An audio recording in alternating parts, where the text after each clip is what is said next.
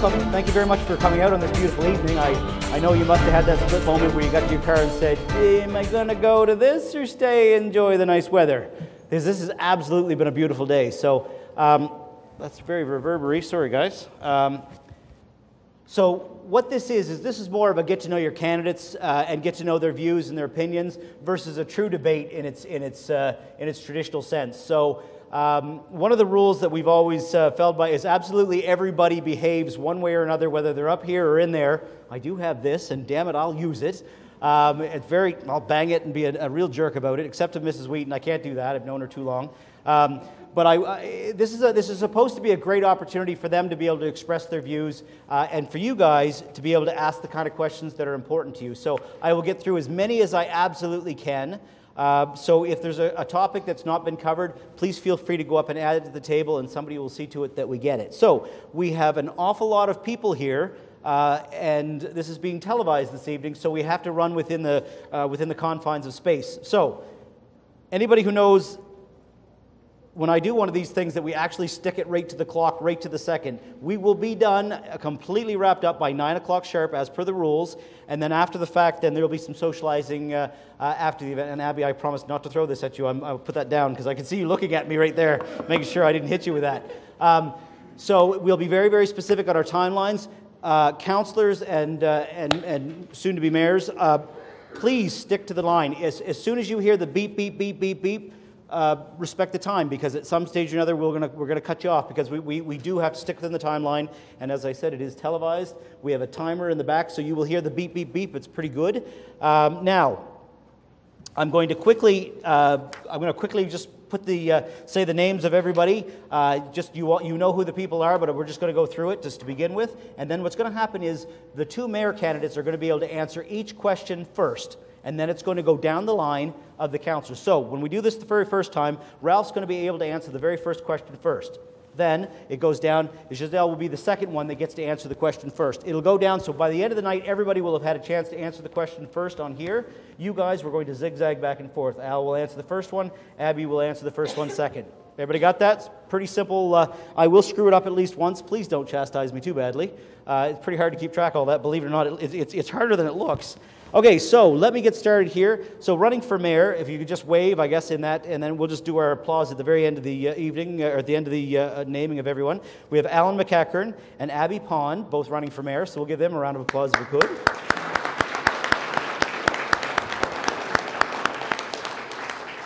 And running for councillors, we have in the back row, we have Jason Carr, Phil Chisholm, we have Robert Coates on the card. We all know him as Bob, so we're going to say Bob Coates as much as we can. We have Patrick Cummins, and we have Marg Harding, David Heislip, Ken Parker, Ghislaine Wheaton, and Ralph Williams. Ladies and gentlemen, thank you.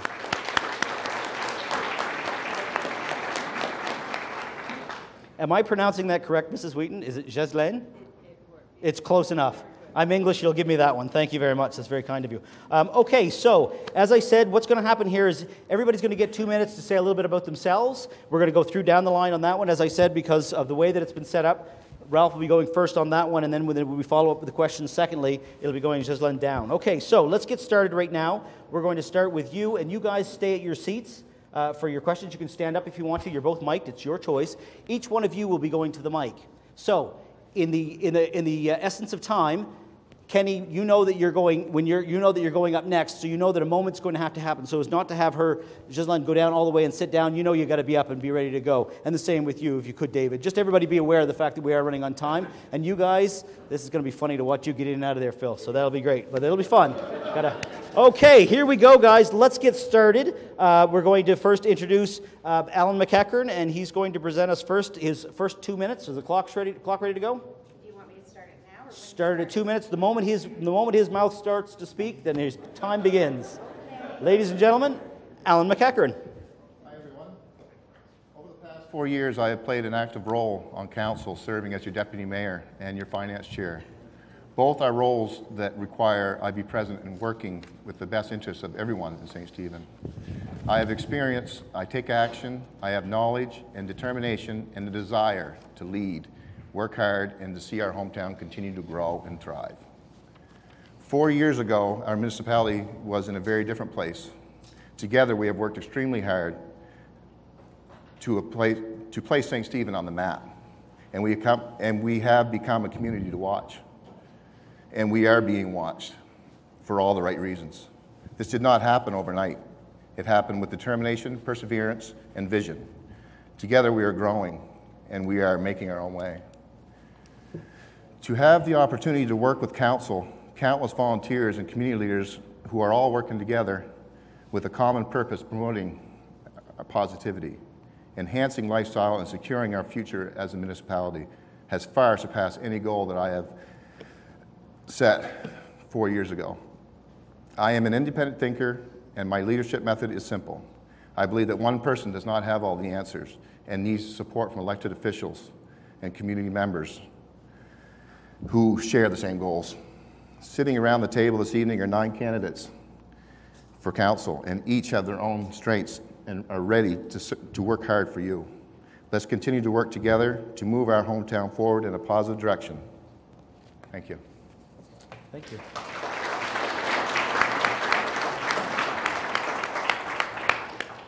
Abby Pond. I feel like I can't see you at the back. Hello, my name's Abby Pond, and I am currently working as the Executive Director of the Charlotte Coastal Region Tourism Association. But I was brought to this community. My husband and I chose this community to live in out of any community in Canada. We were living in the UK, and we found a community that had all of the things we wanted, all of the things about the communities we grew up in. I grew up in Boys Town, New Brunswick. All of the things that we wanted our child to have that we had when we were growing up. And that's what brought us here. Since I moved here, I've become very active in the community. I'm passionate about St. Stephen and making it an even more wonderful place. I've been part of the boards of the Ganong Nature Park, the BIA, the Southwest New Brunswick Transit Authority, which is looking at bringing a bus service to Charlotte County, as well as one of the spearheaders of the Rural Redefined movement, which is in itself a grassroots effort to try to make our community a better place. And tonight, you have an example of people that all want to make their community a better place. All of us sitting here are sacrificing our time and our families and our own lives to be able to serve you because we are really passionate about our community. Some of the things that I want to work toward are getting back to the basics of what a town council exists to do, and that is to provide essential services to the residents. When you're thinking about the big picture and the long-term decisions, you can provide guidance to people in a way that you don't have to deal with the itty-bitty details of every day because you know you've got good policies in place, you've got good staff in place, and you have the measures in place to make sure that they're going to do their job well. And at the end of the day, you as residents have all the things you need. So I'd like to thank you all for coming out tonight, and I look forward to answering your questions. Thank you.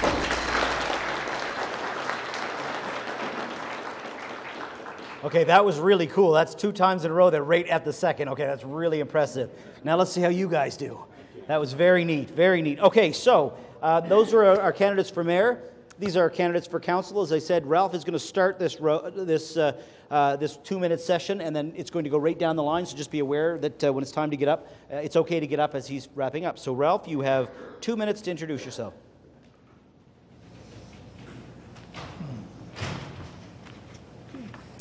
Before again, I'd like to take a moment to thank the Chamber of Commerce for organizing this event. So thanks, Judy, wherever you are. Nobody does it better than she does. Next, I want to address the question I get most often asked when I mention I'm running for council. Basically, it's, are you out of your mind? 28 years wasn't enough? Well, I've got a lot of time on my hands. I'm feeling better today than I have for years.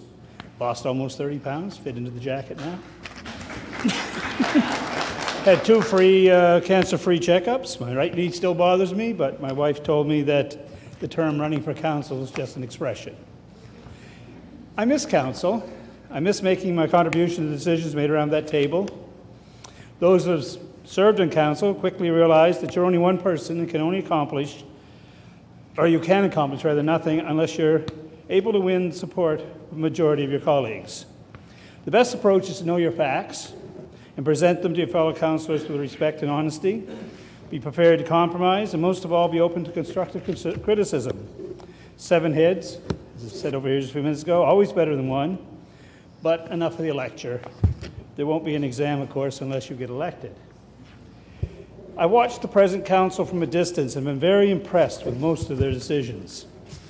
But of their many accomplishments, what I admire most is they did it all over 4 years without once increasing our tax rate. Wow.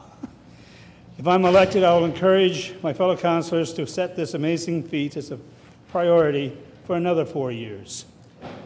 I would also urge my colleagues to establish a long-term plan by which all the streets in St. Stephen will get paved.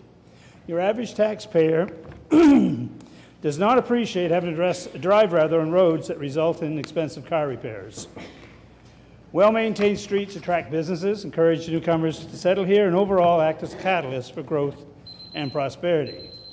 Okay. Thank you, Mr. Williams. Thank you Very much. No problem.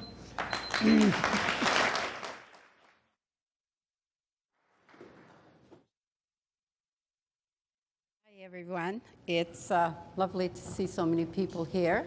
And I did write out a little speech, but I think I'll go by that. I do not have any experience as a counselor. This is my first time.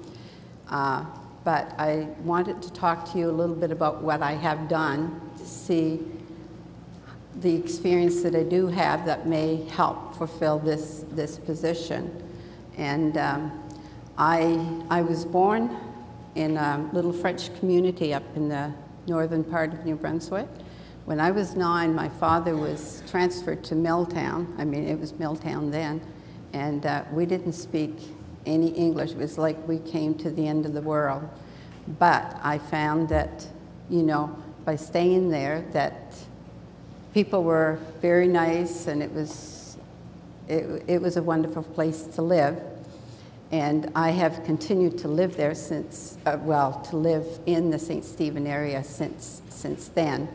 I spent my career, I was a teacher in St. Stephen Elementary mostly, and I ended up my career as the principal of the school. So I have leading and managing skills, I think. And since I retired, I've been the provincial manager for the Welcome to Kindergarten program for the Learning Partnership. And I've conducted many French oral interviews across the province. I've done that for the Department of Education. I've also supervised teacher interns for UNB. And I also do a lot of volunteering. I'm a member of the St. Stephen Milltown Lionettes, which I have been for over 40 years. And I'm a member of the board of director. Oh, sorry.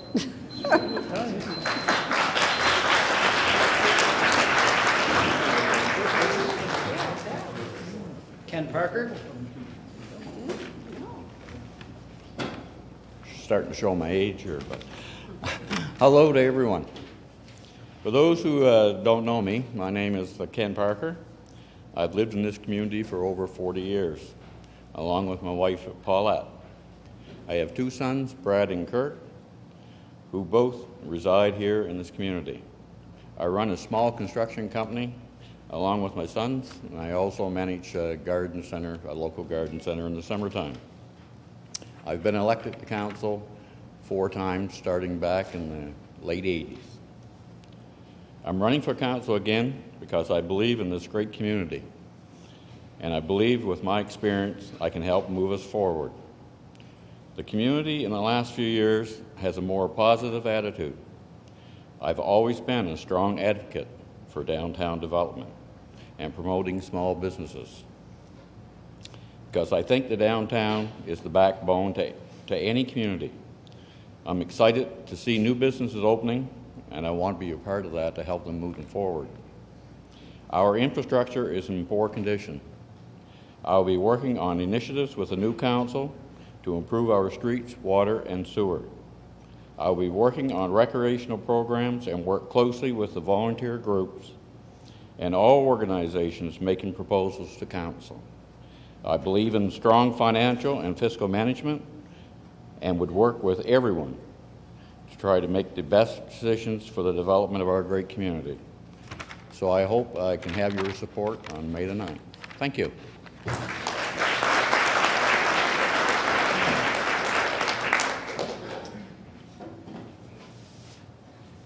David Heislip. I'm either going to have to talk fast or say less.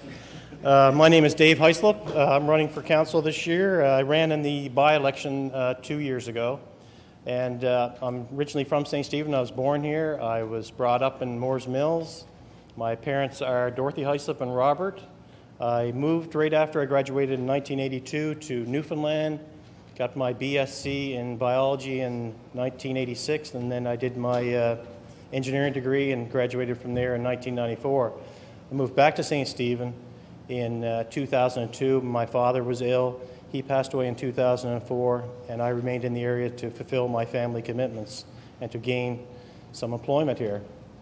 I love small towns. I lived in a small town in Newfoundland. It was St. Philip's Portugal Cove. Everybody knows everybody. I mean, what a unique place this is that I have two teachers that used to be my teachers in school, a basketball coach, a boss, a guy that I go to coffee with in the morning and play golf with, a guy I see at the rink, a guy that walks his dog Daisy down the street. This is unique. I mean, where can they say this in these big communities? So we are unique here in St. Stephen. I think my assets on council will be my past work experience and also my awareness of all the issues that are going on, because I've been attending meetings for the last 2 or 3 years, and I've seen what's going on, and I think I know what's going on that may go on in the future. I see future issues coming up too. And so I'm aware of those issues by attending meetings, asking questions, and making councillors accountable to what their decisions are. So those kind of assets I think I can bring to the community and bring to council that are very important, I think. Thank you.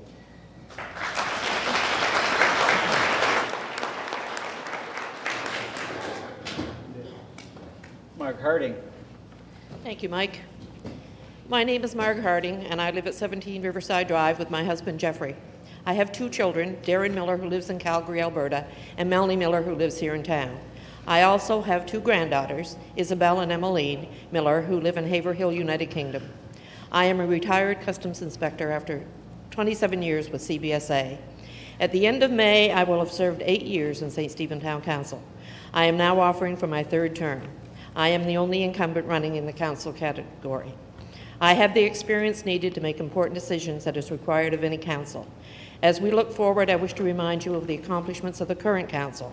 During the previous 4 years, the tax and water and sewer rates have remained the same, no increase. And keep in mind, this was done while we were jumping hurdles to get a $22 million plus state-of-the-art facility open, namely the Garceland Civic Centre. Meanwhile, there are several new businesses on the verge of opening: the Irving Complex, Picaroons, the Five Kings restaurants, Pita Pit, and the Giant Tiger.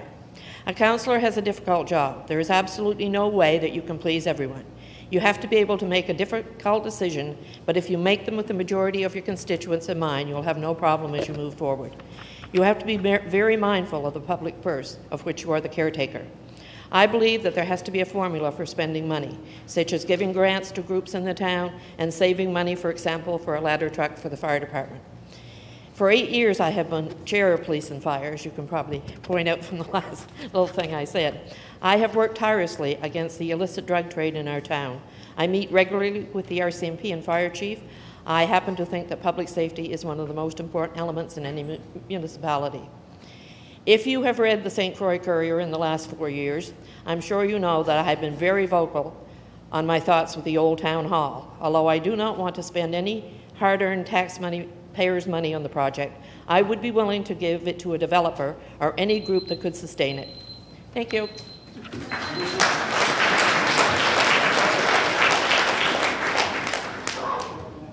Patrick Cummings. Thank you for the introduction. I love St. Stephen. I try to contribute to the town. I volunteer helping up at the St. Stephen Elementary School, and I write a lot of letters to the newspaper, as some of you might realise. St. Stephen's got a lot going for it. It's got location, accessibility, it's a border town, beautiful surroundings, and much has been done to improve the town. Future St. Stephen, the BIA, the Chamber of Commerce, they're all working hard. Much has been done compared to when I moved here 14 years ago. Does that make me a resident now? Many properties have been improved, many areas are more attractive, but it is not enough. We're faced with a crumbling infrastructure, particularly roads, a main street that is not attractive to visitors, a lack of stores, no selection, limited availability. What needs to be done? The town needs more money. How? Expand the tax base. How? More visitors, more tourists willing to spend a few dollars that will encourage small business investment, stores, accommodation and services. How do we achieve it? Attractions, something new every week during the summer to attract visitors and keep them for a few days. How can this be achieved? A festival of festivals, a music festival, an art exhibition, a pavement art contest, all with prizes. How do we do that? Let's be honest. Money for the prizes. Approach local businesses with a comprehensive plan seeking support. Seek community support. More cooperation between interested parties. Maybe an umbrella group controlling all the activities. The town has also got to commit. It takes money to make money. Be honest. Look within yourselves. Be innovative. Be open to change and new ideas. Think outside the box. If you stay inside the box, it limits your ability to see how prosperous. Thank you.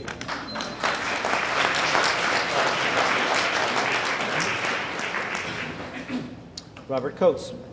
Hi. Most of you would know me as Bob. Unfortunately, it'll say Robert on the ballot, so keep that in mind. I'm proud to say that I'm a come-from-awayer who chose St. Stephen. I've been here for 30 years, been very active with the youth in our community over those 30 years, been involved in almost every sports organization there has been and could have been here in the community. I feel that this is the greatest community to raise your children. The only problem is we aren't able to keep them here. We need to do something that can continue to keep our youth here. They want to come home. I raised 4 children here. All 4 of them, if they had the opportunity, would love to live back here in St. Stephen to work. When I moved here 30 years ago by choice, we were a community of 5,200 people. We're now a community of 4,700.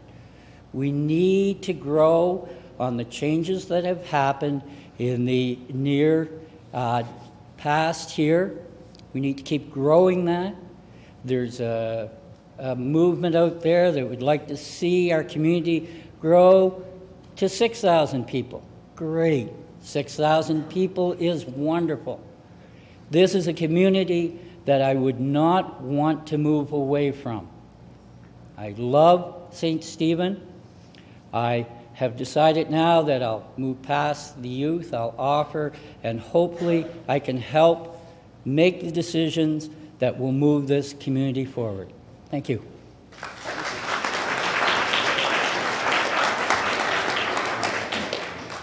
Phil Chisholm. Thank you. First of all, I want to thank a few people as a ratepayer, not as a candidate. I want to thank Judy and the Chamber for inviting me to speak to you tonight. It's great to have the opportunity. It's nice to put a tie on for something other than a funeral, so I'm really enjoying this. I moved to St. Stephen in 1989, had more hair, less belly. I love it here. I spent half of my professional career here. I taught for 32 years, 16 of them were at St. Stephen High. I will go on record as saying it was one of the best schools in the province, probably still is. I had the privilege of working with 3 great leaders, Bob Brown, Ray Williams, and Jamie Waycott. And the secret to our success was teamwork and building teams and conquering issues as a group rather than as an individual. We had a great deal of success doing that. I'm not going to make promises about streets and sewers or water. That all goes with the job. I am going to make a promise that I have the skills, I have the education, I have the background to be able to represent you well. I think that the bottom line is to have the passion. We love this town. I was not eligible for election until this time because we lived in Mayfield for 16 years. We now own a nice little place down on the river. My dog and I enjoy being there every day. It's geographically a great location. We walk downtown every day. I get to talk to residents every day. We get to discuss issues every day. I have my group of friends that I have coffee with every morning. Glad to see some of them here tonight. To me, it's a positive place to be, and that's my goal, would be to keep the work done in the last 4 years by the council and by future St. Stephen is remarkable. And we'd be remiss if we don't thank those people individually for doing a great job. I hope to continue that. Thank you.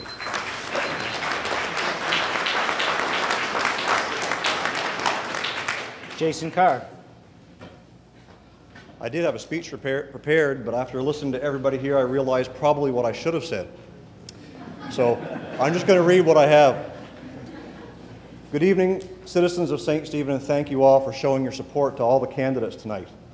Many people have asked me why I want to be a part of the town council. The simple answer is, I truly love this place.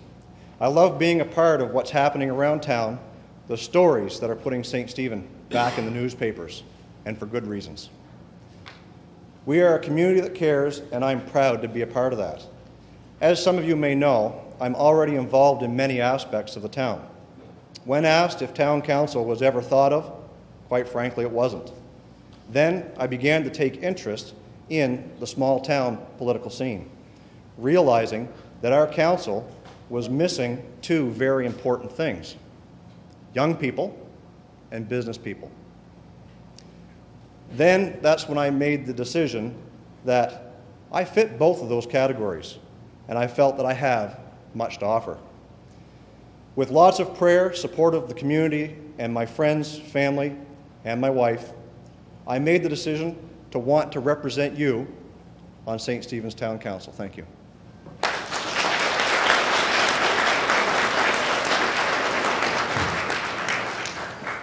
Okay, that was the introduction portion, and well time managed. I am like really impressed. Let's see how you do in the next part. Now, this is the fun part. This is the part where you guys have provided some questions. I had a few moments to go through them. There are some very, very hotly debated items in this list, so I'm hoping to get through as many as humanly possible. We need to set aside 22 minutes at the end in order to be able to get through all the closing sections, so we will keep that in mind, but I really want to get through as many of these questions as possible. So, to save time, what's going to happen with the getting up and the getting down? Very, very well done. The issue is I don't want to keep reading the questions over and over again. That takes time. It's unnecessary. And so just as you're sitting down, everybody has pen, everybody has paper. I saw one guy even with technology, which is cool. Just be prepared to just, you know what the question is, just come up and give your 2 cents worth on that one. So, in the order in which we came, we're going to start the order so everybody gets a chance to go first. As I said, I'm going to always start with the mayor candidates table and then move down the line. So on this one, Abby will be going first, then followed by Alan. Then we will go to the councillors, and since Ralph started the session, Ghislaine starts this one, Ken gets the next question first, and so on and so forth. So you guys will always be zigzagging back and forth. Okay, here we go. Let's get to the very first question, my favorite part, as I said. So the very first question of the evening submitted was, what do you think should be done to the border arena? So the question here is the border arena. What do you think should be done to the border arena? So, Abby, you are up first. Go. Thank you, Mike. It's quite simple. As part of the existing town council, we have been looking at a number of different uses for the building, and at the moment we were considering putting town hall there, so we're having an architect look at what that would look like and what it would cost. But I think it's important that the part of it that has always been a public recreation facility, that we should look at options for that. So ways that we can make it, again, a recreation facility and make use of it for the public to use. Thank you, Abby. Now, can you hear in the back, I know you can hear my microphone, but can you hear everybody else in the back row? You'd like to have it a little louder? You're okay? Good, all right, very well, excellent. Alan, same question. Well, as council, we have discussed and set up in place of moving our town hall there into one of our own places so we can invest in ourselves. But by doing that, I'm hoping that we'll have staff there which will help be able to utilize the back part and have more recreation going on. And like, so we got people there, so we're sharing the cost. Like if we have the town hall there, by sharing the cost, you know, it's not gonna be that much more to be able to have the recreation going on. And that,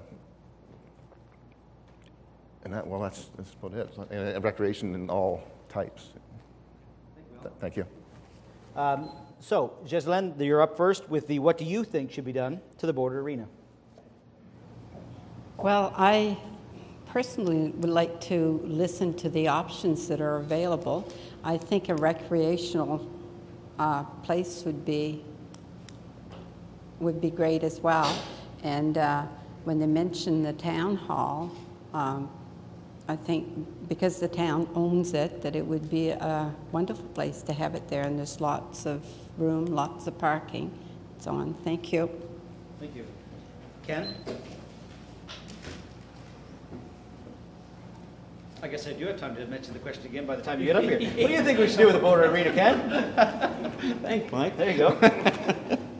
Well, the town council, present town council, is looking into things now of looking at moving maybe the town hall into the front part of it.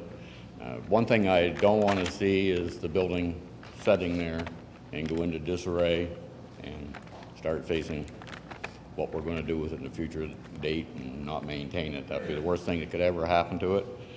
And I think we should be working on programs, again, talk to some developers or talk to interested groups and see what their ideas are to develop the back end of it. Thank you. Thanks, Ken. David, same question. Same question. Going to town hall meetings, I've heard them discuss that the town hall, we shouldn't be landlords. I don't think the town should be a landlord. We own the building. We're paying $5,000 a month rent where we are now. I think the town hall should be in one of the buildings that we own. Great for a multi-purpose facility in the back, and the town has been given, or the citizens have been given an opportunity to weigh in on that. I believe they were given the questionnaires, and I know that Mr. Duplessis there had an indoor tennis court, and somebody else has suggested other things, but you're going to have a multi-purpose floor on it to do that kind of thing. So they have to look at all those options, but I think the town hall in the front is a great idea. Thanks. Thanks, Ken.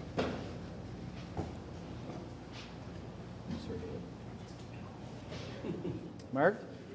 Thank you, Mike. I'm not sure that I want the town hall to be there, but then again, we are doing cost estimates to see how that's going to work out. I personally would like to see some recreational facility out there. I know that we're looking at a skateboard park out in front, but I'm sure that that's not enough. For the inside, I'd like to see something recreational, and I'm not sure that I want the town hall to move there. Thank you. Thank you.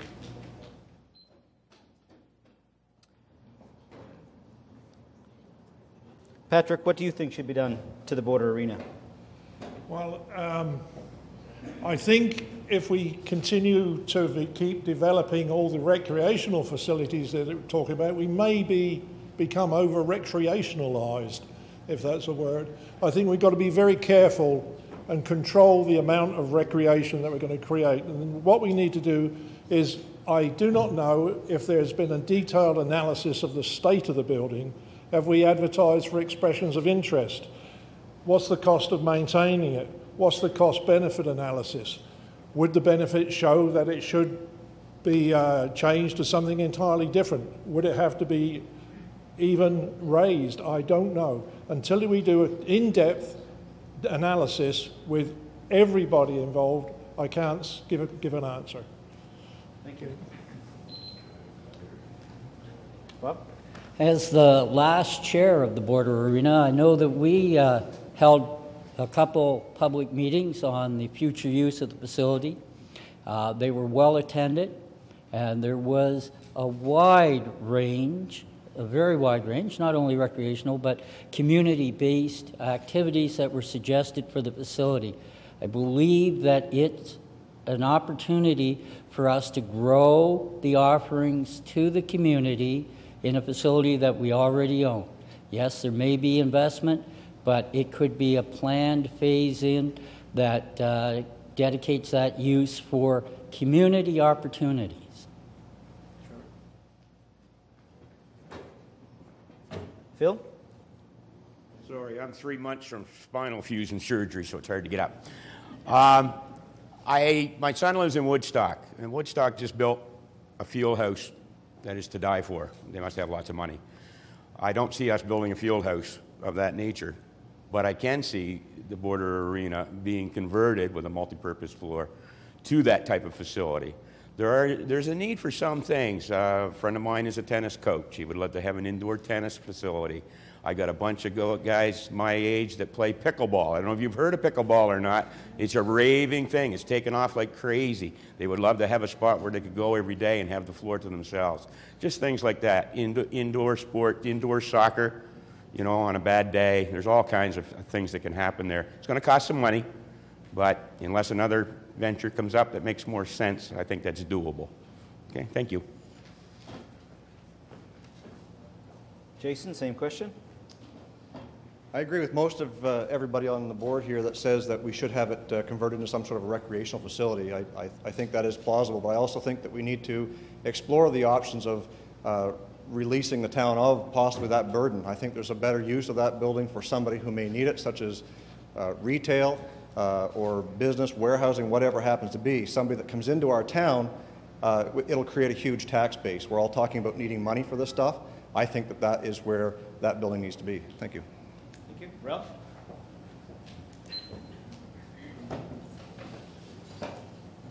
I'm not too comfortable with moving the town hall there. The time I've been on council, we've been in 3 town halls, all sort of improvised, used buildings before we tried to fit it at the town hall into it, and none of them have been very terribly successful.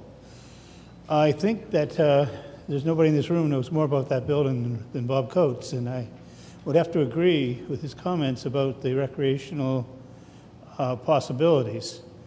Having said that, though, there's a study, and I think it needs to be looked at seriously, and I think that before anyone makes a decision on the council, they should listen to all the various options or opinions, and I would be open to being convinced that we should go there for town hall, but it would take some convincing. Thank you. Thank you. Excellent. Okay, so there's question 1 down. Everybody had a chance to answer their 1 minute. Everybody respected the timeline. This is great. We're flying right through. Now, the next question is a little bit longer. It's a 2-part question, so it essentially is the same. It's a good question, so you're going to just, you make it your own. I'll mention it. We've got lots of time to ask it over and over again as you get up to the mic. So it'll be, you make it your own, I guess, in that regard. So as we went last time with Alan, you'll be starting this one, then Abby, and then Ken, you will be the first one to answer this question down the line, ending with just Len on that one. Okay, good. So Alan, you're the first one to answer this question. Cutting costs doesn't contribute much to growth. So what are your spending priorities for the municipal budget? How do you propose to invest in growing the town of St. Stephen? Well, I'd like to start thinking about giving grants to the businesses that already exist, not just the ones that are coming in, and maybe like a matching loan with them. I don't know whatever the proper word is. If they do so much, we'll just more or less beautify the downtown. So that would be one idea. And of course, well,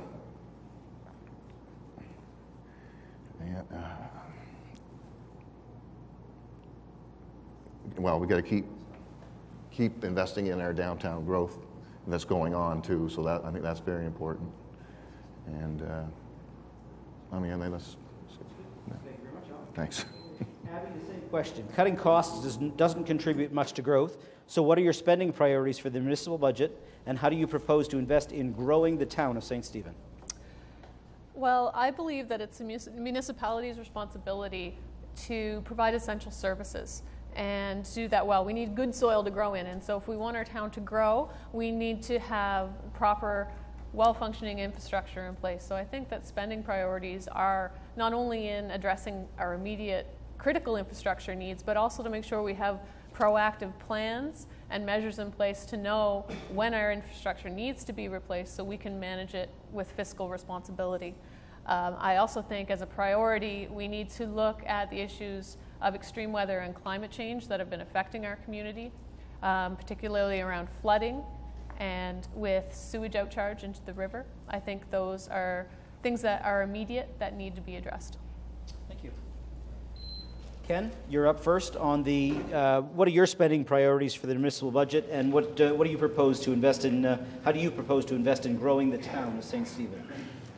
Well, first of all, I go along with what's been previously said. I think by promoting small businesses in the downtown core, that increases our tax base, so we can take more money and spend it on our infrastructure. Secondly, I would look at seriously looking at cutting unnecessary spending. I think we have to look at programs that we're spending money on right now that are not giving us the return that we need.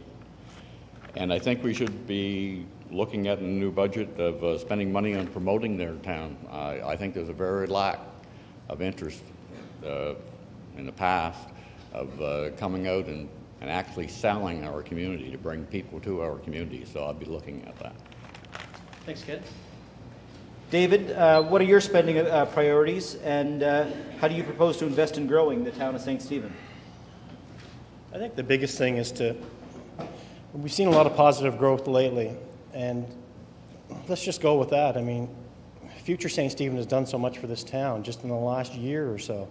We have to start paying attention to our taxpayers and following their lead. I mean, I've seen the growth. Like, we've been buying buildings. St. Stephen's been buying buildings, and they're providing a place for new buildings to go up or new business opportunities to occur.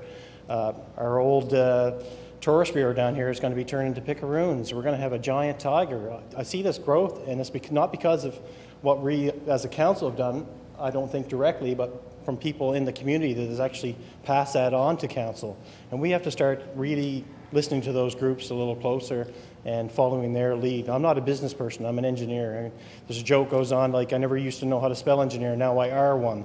So, I don't profess to be a business person, but I like to follow those leads that know that kind of route to go to and seem to be doing a great job at it. Thanks, David. Mark?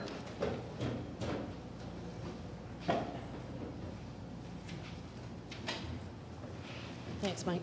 As far as our cutting costs goes, I think that this last council has done an excellent job in cutting costs. Now, some people, I think we've been criticized too much. But as I spoke in my little opening there about a formula that will blend the spending of money to the on grants or whatever to communities, to capital budgets to find out if we can get like for example, a ladder truck. As far as spending priorities, I have to agree with Dave here. We have bought a lot of properties up in the town. We are looking for developers. We are, I think, moving ahead at a great pace, and I do credit Future St. Stephen for 99.9% of that. Thank you. Thanks, Mark. Patrick? I think I answered that in my previous presentation. You've got to increase the tax base. The way to increase the tax base is to get more people coming into the town, people spending more money. If people spend more money, business, investment and opportunities will follow. If you put the opportunity there, people will immediately jump in and take advantage of it. So I'm not going to pat myself on the back, but I think that's the only way to go. Thank you. Thanks, Patrick. Bob? As has been spoken about, Future St. Stephen has gratefully provided us with vision. From that vision, we need to develop a plan, and all successful businesses know that the only way you spend is with a plan, and you follow that vision and the plan, and success will follow. We need to follow a plan that is established from the vision that has been provided for us. That will take us down the road of success. Thank you. Phil? Yeah. Part of the plan of Future St. Stephen involves drawing 1,000 retired people, young people, whatever we can get to St. Stephen over the next time period. Agree 1,000%. We refer to my neighborhood as Old Town. Old Town wasn't there a few years back. And thanks to Gerald Disher and some other companies, I'm now surrounded by people who used to live outside of town, now living in very nice apartments inside town. 4,000 people can only support so many businesses. I don't see a whole lot more growth than what we're getting right now, but I do see a concept similar to Elliott Lake, Ontario, where we sell St. Stephen as a retirement community. If you look at the demographics in New Brunswick, I think it makes perfect sense. Thank you. Thank you. Jason? I think our spending priorities really need to be on building St. Stephen for what it is. We need to build infrastructure, make it a beautiful place, and for people to come. We need to leave attracting people to St. Stephen to groups like Future St. Stephen. They are prioritizing categories like attracting active retirees and young professionals. Those people will come if they have something that will keep them here. So building infrastructure and beautifying our town, we need to make sure that the people that are already here have what they need, and then let Future St. Stephen look after bringing the people in, and those people will help grow our town as well, increase the tax base, so we'll have the money to upkeep everything. Thank you. Thank you. Ralph? Councils don't create business, but they can create an atmosphere where businesses will come. The council of this past council, buying property means that they can literally say to a developer, we have this piece of property, it's properly zoned, it's properly serviced, it's there ready for you if you're willing to come, and that will attract people. The previous council rezoned, for instance, land from just this side of the brick building by the bridge down towards Optical for development for multi-story apartment buildings or whatever. That means that a developer doesn't have to come and look at fighting a group of people that are opposed to the development and all this sort of thing. They can just move in. The Superstore, for instance, when it came there, the zoning was already approved for that area. It was they just popped up one night and you saw them there. Not quite that quickly, but the point is you aren't going to come to a community if you're a developer if you have to fight for zoning and so forth.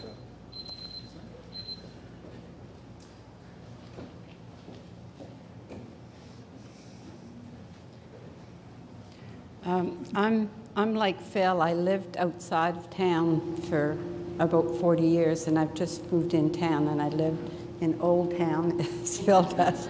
So I think it's a wonderful community for seniors to live in. But I'm like Jason. I think we need to do things to attract young people to come to our town. And one of the things now, it's a whole different world with technology. So people, you don't have to have a business. You could use technology and have things that would attract young people to come here, want to live here, but they can still work out of home and use their technology. So I'm with Jason on that. Thank you. Thank you. Thank you very much. That's great. I'm trying not to laugh. That's the first I'd heard Old Town. I think that's hilarious. I hadn't heard that one yet. I love that one. That's awesome. I don't qualify yet, but soon. Okay, so great. Thank you very much. Those are two great questions, well answered. Thank you all for respecting the timeline. So on this one here, the next question is about life experiences. So Abby, you will go first, followed by Alan. David, you will be taking this question first. So this question is very basic, but a great way for those of us here today to get to know you a little bit better. So the question is, what life experiences do you feel will help you grow in your role of councillor or mayor? So the question is, again, what life experiences do you feel will help you grow in your role? Abby, you're up first. Well, I guess I don't need to take notes if I'm the first one to speak. I like to think that I pack a lot of punch into my years, my 36 years of living. One of the experiences I have had is I have lived in small communities in other parts of Canada, and I've lived in one of the largest cities in the world. And what that kind of travel and experience gives you is a different perspective. And so sometimes it helps you to think outside the box. It helps you to look at what you have and appreciate it better. In that time, I worked in business, and I work in the charity nonprofit sector quite a bit. And we work within a board situation. And when you work with a board or for a board or you're on a board, it's the same as working on council. You need to know the strengths of the people that you're working with. You need to work with them, and you need to encourage them and bring the best out of them. I've been honored for my leadership roles with the Girl Guides of Canada. Thank you. Thank you. Alan, what life experiences do you feel will help you? Well, my last 4 years was a real good life experience, that's for sure. So I definitely want to give that back, what I've learned in the last 4 years. My technical background definitely, I believe, is a great asset for the community with property managing and buildings and infrastructure. So I can bring that to the table. And just being from around here, I've been here all my life. I know the community, I know the people, and I love being out with the people. So that alone, I'm approachable. So and I just have a good common sense approach, and I bring that to the table as well. Thank you. David, you're up first. We want to know, what life experiences do you feel will help you grow in your role? Well, I'm going to date myself, I guess. I'm 52 next month, and I think 48 years I lived in small communities, ranging from Moore's Mills with about 50 houses. We moved into St. Stephen when I was 17, and then I moved to Newfoundland and ended up in St. Philip's, Port Jewel Cove, a small community, and I lived there for 20 years in Newfoundland. So small communities are important to me. Then I started going to council meetings, and you probably say, why does he go to council meetings? Do you have nothing to do on Wednesday nights, every second Wednesday night and every third or fourth Monday night? But I actually enjoyed it, and I thought I could give back a little bit, and I actually changed the way that council was doing business in council. It was at the committee meetings. It allowed, there was nothing there to allow citizens to go and voice any opinions until after the meetings were over and after everything was passed in a regular council meeting. So I approached the council and said, is there any way that we can have input during the committee meetings? So then they let the public now actually have input during the meetings. So you can give back to the community by asking questions when you want to. Thanks, David. Margaret, you're up. What life experiences do you feel will help you in your role? Well, I spent 27 years sitting on the bridges of this community, asking questions, and I feel that if you had to make a decision within 10 seconds, you probably can make a good decision now.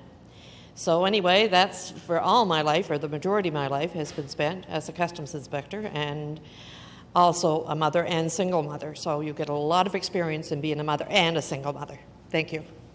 Thanks, Mark. Patrick? What life experiences do you feel will help you grow in the role? Well, most of my life I was a project manager.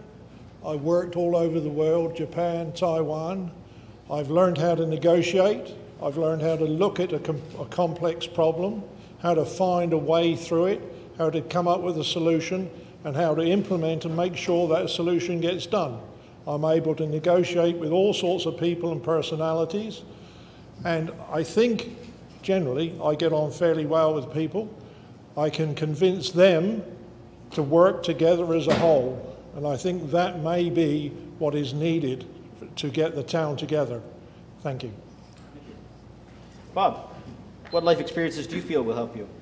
As stated earlier, 30 years involved in the community here on different sports boards, community boards, and provincially on a few boards.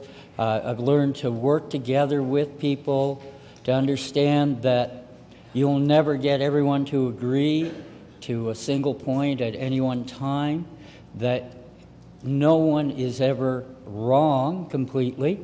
They have part of their argument will help you build that final consensus, and that having had that opportunity has given me the background I need to work with a group of councillors and a mayor to move our great town forward. Thank you very much. Phil, what life experiences do you feel will help you grow? I, for 32 years, coached and officiated 3 different youth sports, dealt with thousands of student athletes, taught 32 years worth of students, a significant amount of teaching, was a high school administrator, so therefore you learned how to work with parents. And I think the life experience that will best serve me is I learned how to communicate with people, I learned how to listen to people, I learned how to take advice, I learned how to seek advice, and I think that would put me in good stead in a role as a counselor. Thanks. Thanks, Phil. Jason, life experiences. Well, being the youngest member here on council, sorry guys, I don't have a lot of life experiences, but as a teenager, I was involved very much in the Army Cadets, and I took a course in leadership training, which led me to what I believe in the position that I'm at now as a business owner.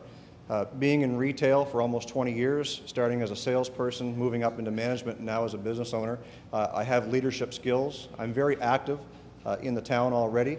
I belong to the Rotary Club. I'm a past president and current acting president of the Rotary Club. I'm involved in Future St. Stephen. I'm a new member to the Chamber of Commerce. So I really feel my strengths are in leadership, and that's what I have to bring to the table. Thank you. Thank you. That awesome beard is definitely life experience. That is an awesome beard. Nice to end. Ralph, you're up. Okay, 40 years as scout leader, 10 years president of 2 group homes, 28 years on council, 33 years teaching school, coaching a variety of sports, mostly soccer and cross country and running, things like that. I directed more than 50 plays in St. Stephen, most of them one-act plays at the junior high and middle school and also at the high school. Also did a number of plays for community theater. I'm a small businessman, which not too many people know. I have a small business, very small business on eBay. I sell Boy Scout badges all around the world. Matter of fact, I'm supposed to be in Montreal. I won't be going tomorrow because of the fun and joy we have tonight.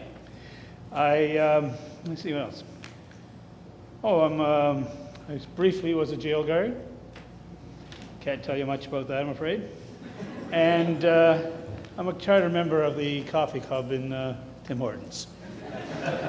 Hey, but we solve all the problems today, every day. Jesland, if you could come up. Thank you. What life experiences do you feel will help you in your role? I think the number one characteristic that you need is to be a team player. And I'm from a family of 7 children, so I think I learned to work as a team. Plus, then I have 35 years in the classroom and as administrator, so I've also learned to negotiate there.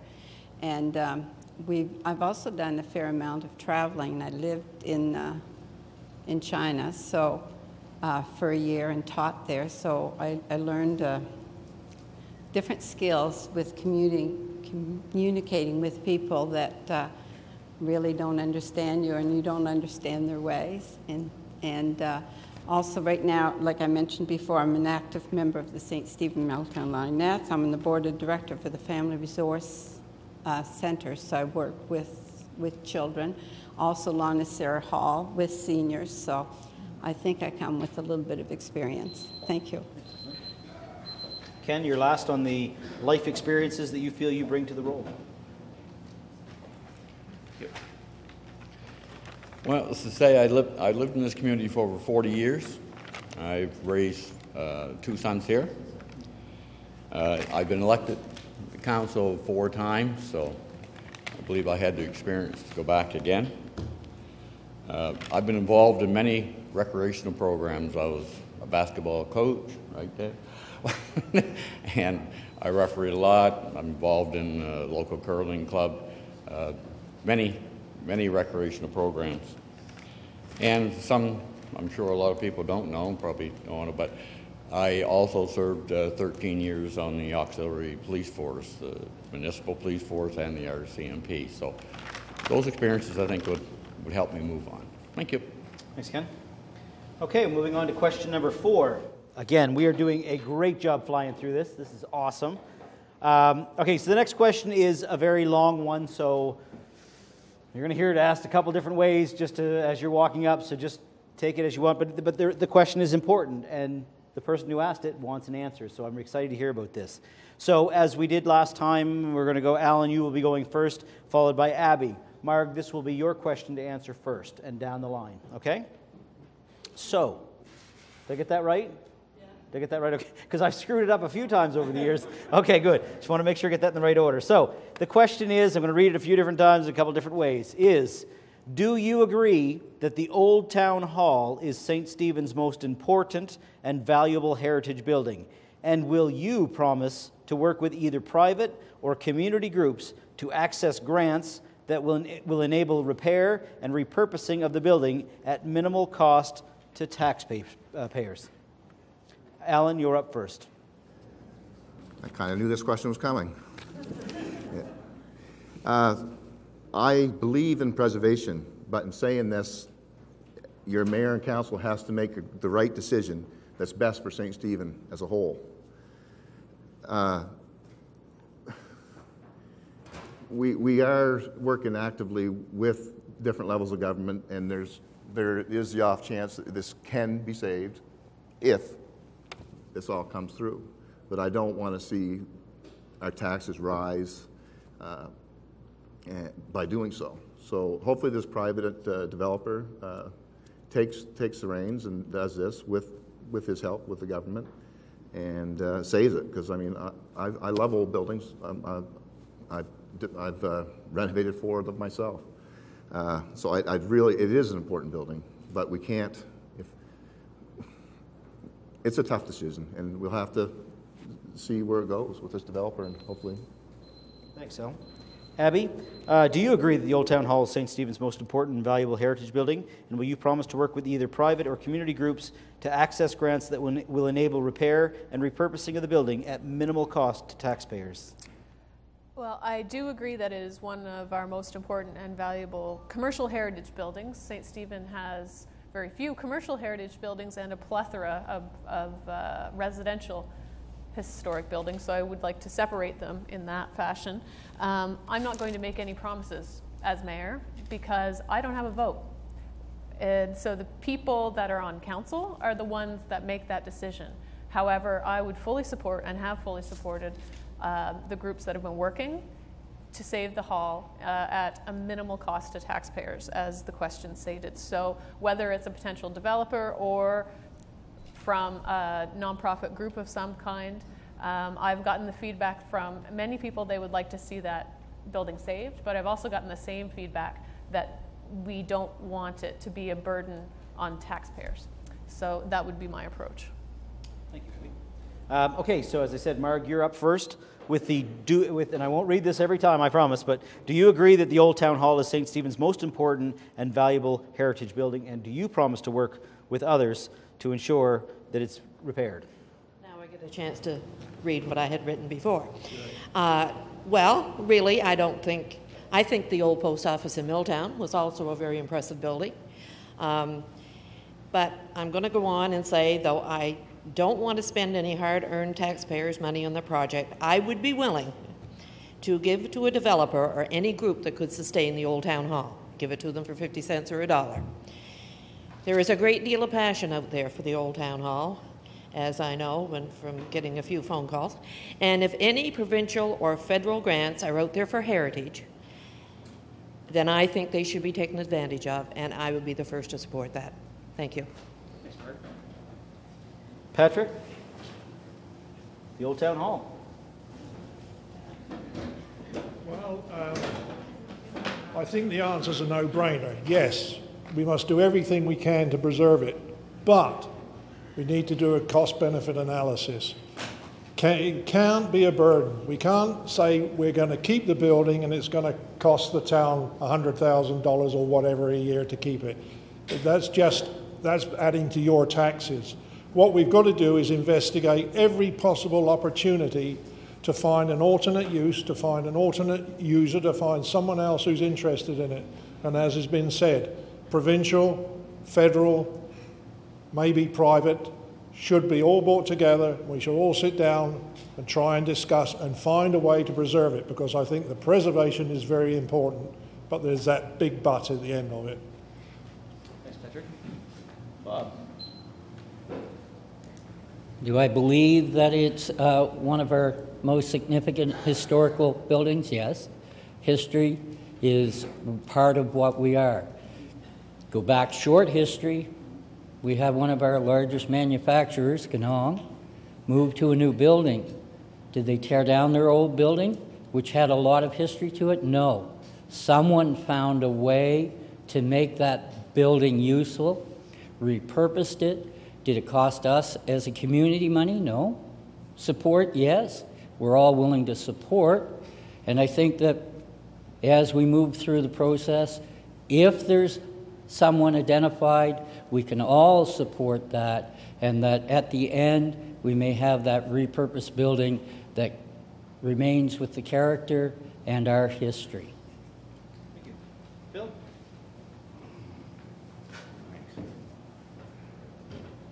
This is a tough one. There's been 7 years for somebody to identify a use for that building, and I have not read anything yet that makes any economic sense to me to save it. Now, if a private developer comes along and is willing to put their own money into it and not the town's money, that's a entirely different situation. I understand there's a possibility of that happening. But to save an old building without a purpose, and it's going to cost the town taxpayers a significant amount of money, then I would vote against it. And that's just the way it is. Thanks, Bill. Jason, you're taking the question? To answer the question the way that it was laid out, do I feel that it's the most significant building in town? Absolutely. Would I promise to make sure that all efforts were saved at a minimal cost to taxpayers? Absolutely. Thank you. Thank you. Ralph? The Milltown Post Office was mentioned briefly a few minutes ago. In that case, the town owned the building, deeded it over to a group of people that were nonprofit and so forth. They, in turn, eventually gave the building up, could no longer support it, could no longer financially support it, and the town ended up having to tear it down. And I believe the town probably paid for that. I'm not 100% sure of that. The thing is, and I liked what one of the previous said, if it is going to become economically feasible, like the Ganong building did, if some business can come there, there's 3 levels, maybe you need 3 apartments or something like that there, if you could put something in there that will generate money and therefore allow the people who are running it or owning it to pay taxes, et cetera, contribute to the community, I'm all for it. I think we should listen to anybody that comes forward with any proposal, but we have to judge those proposals by whether or not they will leave the town without having any liability for the building, without having any financial burden upon the taxpayers. We have too many things we could do with our money that would be better spent. Thanks, Ralph. Ghislaine? I guess I'm in agreement with everybody that it is the most important building. It is a wonderful looking building, and I was very glad when the council changed their mind and decided to give more time to see if we could find something to go in there. But I'm also in agreement with most of the people saying that unless we can get it so it generates profit for the town rather than becoming a burden, this is how we need to decide on it. Thank you. Thank you. Ken? I think anybody that knows me and followed my last runs in council, I'm not a supporter of tearing down our historical buildings. And if I was, as a councillor, I'd make sure both levels of government have been contacted to see if there's any money that is available. All interested groups should be contacted. And I believe all developers. Once that's done, if it comes to a dead end, there's no money there, I would not be in favor of spending our taxpayers' dollars on refurbishing it. Thank you, Ken. David, wrapping up with you. I've ran into a few of these situations before in Newfoundland where where they wanted to put a road in through a park in the middle of St. John's. And I'm an engineer and a biologist, so I didn't know whether to save it or pave it. But so I was kind of split on that. But I do agree that it's an important building. I actually Googled it last night, and that company, Thomas Fuller, is the one that is the architect of that building, and they're still a company, and his family still owns it up in Ontario. But I was all for saving that. I went to all the meetings, and I thought it was a great idea. This is coming into the third winter that gable is hanging over top of the Royal Bank. And the thing is, I was concerned about was the liability issues of the town on that. So something has to be done immediately. I think the ball was dropped 7 years ago when they moved out of there. Somebody should have been actively seeking somebody at that time, and then it's gone in such disrepair. I don't think that the taxpayer should be burdened, but whatever minimal cost means, if it's no cost or very little, and somebody wants to take it over, let them take the liability over, I would say. Thank you. Okay, next question. This one here will be started with Abby, followed by Alan. Patrick, this is your first crack at it. No, Marg's already had hers. It's yours first. So, I like this question. Somebody said earlier we've done this for, 15 years maybe, 12 years. I have no idea a lot of years. I've never had this question before, and I had to read it a couple times to say, okay, I try and get at what the question was. So if I have to, I'm guessing being on the hot seat, you are too. But read into it what you want. The question is going to be as it is. It's very simple. And I really like the question. Very, very interesting. So we're going to start with you, Abby, followed by Alan, and then, as I said, over to you, Patrick. So the question is, how do you distinguish between the role of council and the role of staff? Very difficult question. Carry on. Oh, I like that question. I do too. Okay. This is something that I've talked about quite a bit in my speaking with members of the public, and it comes from my background in working with boards, both as being on a board and being a staff person that has to deal with a board. And the role of municipal council is to govern. So what they do is they set vision, they set where you want to go. You set limitations for your staff, and then your staff get you there. That's the difference between what council is and what the municipal staff are. And to paraphrase John Carver, a municipality, when you're on the municipal council, our role is to have our arms around the municipality without having our fingers in it. Thank you, Abby. Alan, how do you distinguish between the role of council and the role of staff? Well, council is your voice to the staff. So I think you do have, we came from council. We had some CAO changes there. We went without a CAO for a year and a half. So we were involved more than most councils would be involved. But you do have to set policy, and so staff has certain rules to follow, and but you still got to keep your hands in there because it's your purse, and so decisions still need to go through council. I mean that's what council's all about, to make sure that staff is doing what you and the town taxpayers want. So yeah, we're your voice. So we got to have that involvement. But yes, you got to let staff, do the day-to-day operations. Good. Thanks, Alan. Okay, Patrick, how do you distinguish between the role of council and the role of staff? I think if you want to relate it to a work environment as closely as you can, is to say the Board of Governors is the council. They sit up there and say, this is what we want the company to do, this is the direction we want to go in, this is our objective, and this is where we end up. And then it goes down a level, and the next layer of management starts to plan to get that in place, to reach that objective, to achieve that goal. And then it goes down a level below that, and then that's where the real grunt work starts. So basically the difference is Board of Governors and the top level of management, and the staff of the top level of management, and the Board of Governors is the council. Thank you. Bob, how do you distinguish between the two roles? I think that Abby did a wonderful job in describing what the job responsibilities are. As a council, We need to be able to enunciate the vision, and we need to be able to lay out the game plan.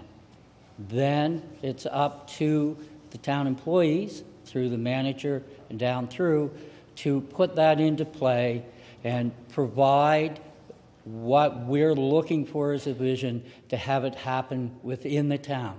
We also have the additional role of listening to the constituents within the community to tell us how well we're doing in providing that vision and how well the staff is doing the work to get that vision out there. Thank you. Bill? The Municipalities Act is pretty clear on where council stands in terms of staff, and it's basically you hire the staff, and that's the end of it. Not the end of it. You communicate with the staff, but you don't have any control over them. I'm not going to be anybody's boss, okay? And that's not the way it works. One thing council does do, some of us have been attending the open council meetings to try to get a handle on what we're dealing with here. Every councillor is attached to a department and has contact with that department on a monthly reporting basis. I think it's a great system because when I go to an open council meeting, I'm hearing from every department that the town is operating, and you have up-to-date information and you know exactly what's going on in the town, and I think it's an effective system. I think it works well. Jason, how do you distinguish between the role of council and the role of staff? Well, based on some of the things that I've been reading, either in the paper or in council minutes, is that there is a role, like Phil said, between council and the staff. You know, there's governance and there's operations. We as council look after the governance side of things. We bring your information to the table, and we distribute that to our CAO, which I think we have a great one right now, a hometown boy who can make things happen, get things. He's our man on the ground. He gets things going. So it's got to come from you to us, and we delegate that to Derek. So having that man there as our hands-on guy, it's his role to get that staff rolling, get those on the same page that we are. Thank you. Ralph? It's been said that it's not wise to buy a dog and do your own barking. Essentially, not to refer to the staff as being dogs, but the point is there will come that time when the councillor will get a call, middle of the night perhaps, and there's a dead cat or dog out in the road in front of my house, I want it removed. Well, the councillor has no authority to call up the person who's on call, because there is a person on call.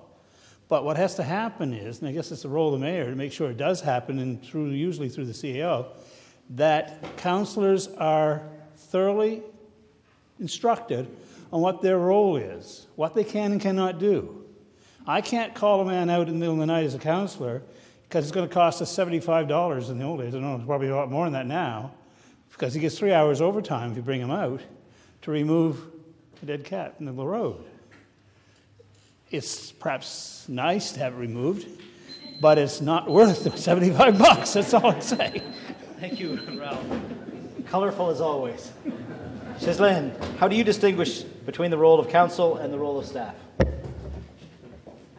I guess I can't top Ralph on that. But the way I look at it, you people are the town, are the people that decide what you would like done. It's brought to council, and we vote on this, and then the staff more or less carries out, and they're the employee of the town, so we're the elected members. So I see our role is listening to the people to see what they would like to see happening. Ken? As being councillor, we're elected by you. We are your voice. What we do is we govern your concerns and we relate it back to our staff. The staff gets the info that we need, brings it back to us, and we make the final decision. Thank you. Thank you, Ken. David, how do you distinguish between the role of council and the role of staff? I've attended a few council meetings over the last couple of years, and the There is, and Phil mentioned the Municipalities Act, there's also a handbook out there that we kind of passed around one day, and it gives you distinct roles of what the councillors do and what the mayor's responsibilities are. You're probably aware of it. We're all probably aware of it. And reading in that, we can't direct the staff directly. We have to go through the CAO. That's the way they recommend it. Because you get 6 people talking to, nobody knows which person's talking to who, and it'd just be chaos. So everything, I would suspect, would go through the CAO would be the best way to do it. And each person that's on council is responsible for a certain committee, and the reporting through that, as Phil pointed out, there's ones for water and sewer or public works, and the citizen, or not the citizens, but the employees will report directly to those committees, and that's presented at a committees meeting, which happens on the 3rd Wednesday of every month. So Marg, how do you distinguish between the role of council and the role of staff? Thanks, Mike. Thank you. Well, it's pretty simple. Council makes policy and the staff carries it out. But we should be very careful. For example, if we get a phone call from someone who doesn't like, as Ralph said, who doesn't like what's happening, we can't just go to the head of this department and say, look, but he doesn't like what happened.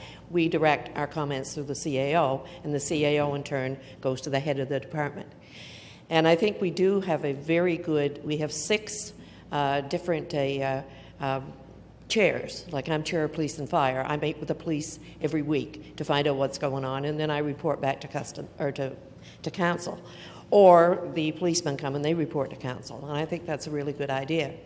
But no, we make the policy and staff carries it out, and we try not to micromanage. And while I'm here, we have an excellent staff, and whoever fills the 6 seats on council will be going into it with wonderful staff, both here and on the town hall. Mark? That was a great question. Well answered, too. Everybody had a little bit something different to add to it. So, and that's very cool. Thank you so much for that. Now, because we have so many people here, we're eating up time very quickly, but thank you all for respecting the time. We're going to be able to get through about 2 more questions. That's unfortunately it. So, but we do have time for, as I said, a couple more. So this next one deals with infrastructure deficiencies, which is a good one because each one of you had mentioned it. Well, actually, pretty much everybody mentioned it in your opening remarks. So infrastructure deficiencies is the question. Alan, you will be answering first, followed by Abby. Then Bob, this will be your chance to go first. So, the question is, being an old town, not Old Town as we've been using that one earlier, that's St. Stephen being an older town, suffers from infrastructure deficiencies. How would you remedy this problem, such as water, sewer, streets, finances, etc.? So, starting with you, Alan, what would you do to deal with the infrastructure deficiencies? Well, St. Stephen, like a lot of municipalities, is facing much-needed infrastructure upgrades. We have, like, for Milltown area, a considerable amount of work has already taken place. Ongoing, comprehensive 5-year plan we got going on Milltown Boulevard in stages, in blocks, all the next 5 years. So that's all planned and set in place. Prince William Street, we just did that last week. That's going to help a lot, alleviating all hopefully alleviating flooding issues coming off all the streets coming perpendicular to that line, and by increasing sewer. So we did that, and that was just done last week. Out to the Charlotte Mall area, that's another major issue that we got to deal with, and We were talking with the mall owners, the province who owns it, so we're dealing with that as well. Thanks, Al. So, Abby, how would you remedy our infrastructure deficiencies? Well, I would hope for a magical fairy to come along and give us $100 billion to address all of the issues that we have. That's not going to happen. Every municipality in this country is facing the same problem. They have a lot of old infrastructure and they don't have nearly enough money to fix it. Here in St. Stephen, I think our most critical infrastructure pieces that we need to work on are our combined sewer and stormwater management, so that people don't have sewage and stormwater going into their homes and their businesses, flooding into the St. Croix River. I think as well with our streets, a priority rating on upgrades and replacement would be a fantastic thing to put in, to have a replacement plan. But one of the greatest deficiencies is in the transparency and the communication about what we're doing. The current council doing the work on Prince William Street, for example, being able to communicate exactly what that means and getting that word out there, it has been difficult. A lot of people don't know that that's happening. One of the other things that we need to do is we're working on this. You'll find out later. Thank you, Abby. So, Bob, how would you remedy our infrastructure deficiencies? Unfortunately, I personally can't remedy it. But I believe that if we have a well-defined plan that is visible for all the people in the community, and it lists our priorities, and that we're doing everything that we can do to leverage every dollar we spend. We have a new Liberal government who have put a priority on infrastructure. We need to be having on the books our plans for infrastructure to try and go and leverage our dollar. Here's a perfect example. We have a facility here that we as a community spent 17 to 20 cents on a dollar to put up. So it's not impossible. Does it take hard work? Yes. Does it take input from many? Yes. But it is possible. We need a plan, and everyone needs to know the plan. Thanks, Bob. Phil, what would you do to remedy our infrastructure deficiencies? I'm not sure that I can do anything, Mike. However, council, I'll back up a minute. Every time that Dave and I questioned Mayor Quartermain during the last 4 years, his standard answer was, there's a plan.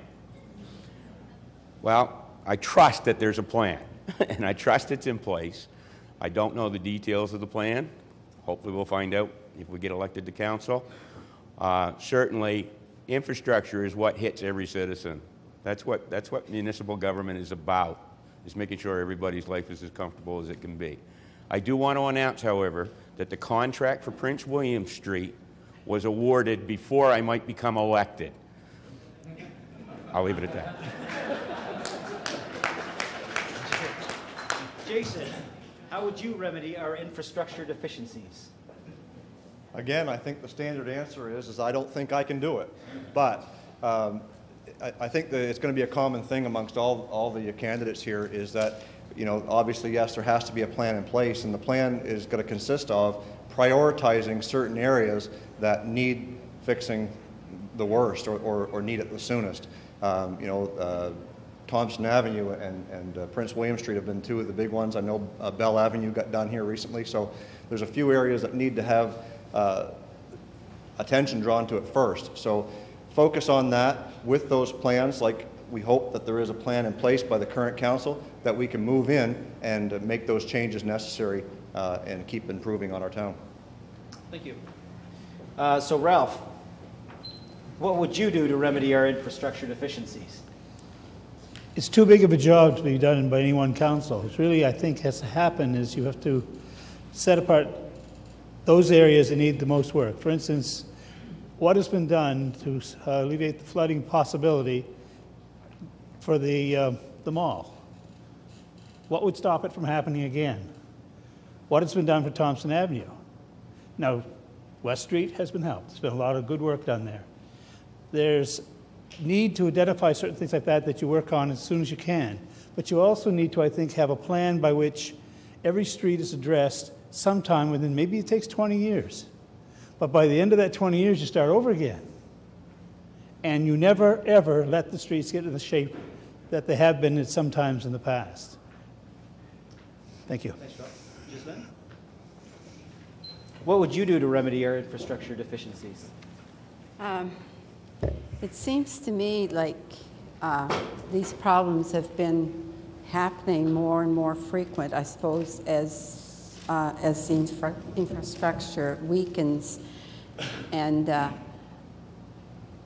really think that the town needs a plan. And also, we need to know, the people need to know that this is going on. And I know, like, Ralph said something, if it takes 20 years to do all these streets, like if you're a person that lives and has flooding in your place, I mean, you're not going to want to wait 20 years, right?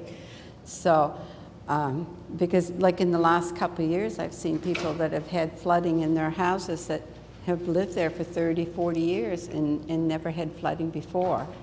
And I know that that's a serious issue. So I think a plan, and then we also need to let the people know, and it has to be continuous.